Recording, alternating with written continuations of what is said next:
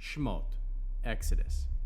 These are the names of the sons of Israel who came into Egypt with Yaakov, each man with his household: Reuben, Shimon, Levi, Yehuda, Yissachar, Zebulun, Benjamin, Dan, Naphtali, Gad, Asher.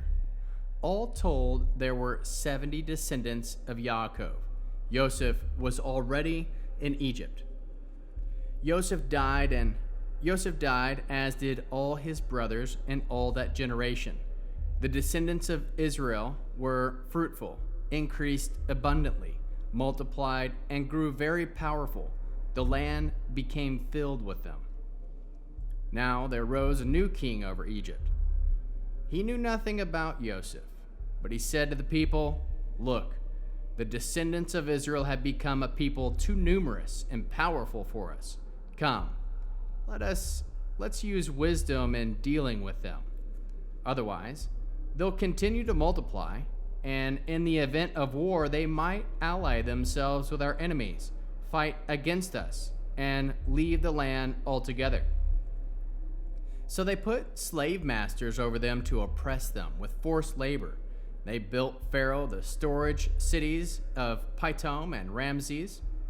But the more the Egyptians oppressed them, the more they multiplied and expanded, until the Egyptians came to dread the people of Israel and worked them restlessly, making their lives bitter with hard labor, digging clay, making bricks, all kinds of field work.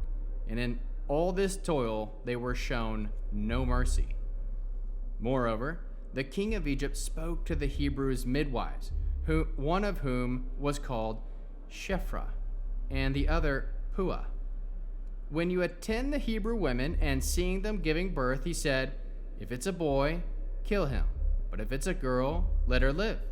However, the midwives were God-fearing women, so they didn't do as the king of Egypt ordered them, but let the boys live. The king of Egypt summoned the midwives and demanded of them, "Why have you done this and let the boys live?"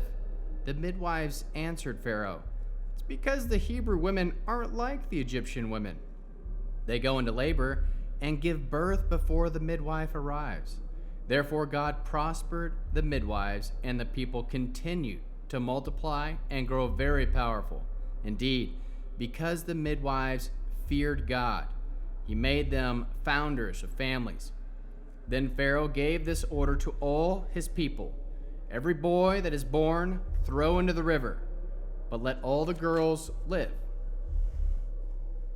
A man from the family of Levi took a woman, also descended from Levi, as his wife.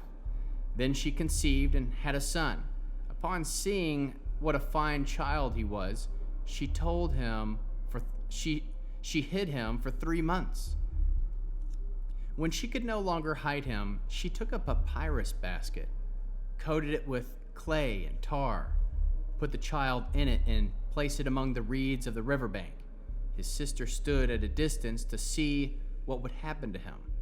The daughter of Pharaoh came down to bathe in the river, while her maids in attendance walked alongside the river. Spotting the basket among the reeds, she sent her slave girl to get it. She opened it and looked inside, and there in front of her was a crying baby boy. Moved with pity, she said, "This must be one of the Hebrew children."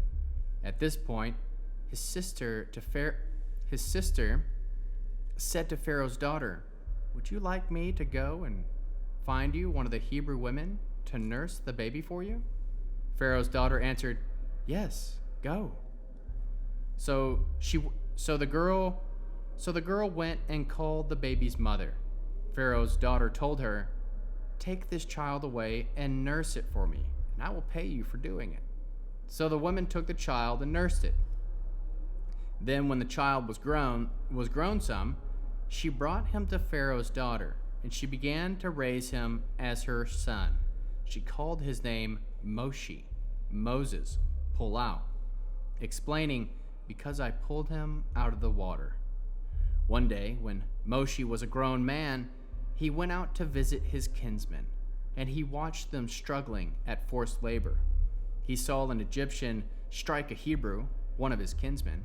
He looked this way and that, and when he saw that no one was around, he killed the Egyptian and hid his body in the sand. The next day, he went out and saw 2 Hebrew men fighting with each other. To the one in the wrong, he said, "Why are you hitting your companion?" He retorted, "Who appointed you ruler and judge over us? Do you intend to kill me the way you killed the Egyptian?" Moshe became frightened. Clearly, he thought the matter had become known. When Pharaoh heard of it, he tried to have Moshe put to death, but Moshe fled from Pharaoh to live in the land of Midian. One day, as he was sitting by a well, the 7 daughters of the priest of Midian came to draw water. They had filled the troughs to water their father's sheep. When the shepherds came and tried to drive them away, but Moshe got up and defended them. Then he watered their sheep. When they came to Reuel, their father, he said, "How come you're back so soon today?" They answered, "An Egyptian rescued us from the shepherds. More than that, he drew water for us and watered the sheep." He asked his daughters, "Where is he? Why did you leave the man there? Invite him and have something to eat." Moshe was glad to stay with the men, and he gave Moshe his daughter Zipporah in marriage. She gave birth to a son, and he named him Gershom, foreigner there. For he said, "I have been a foreigner in a foreign land."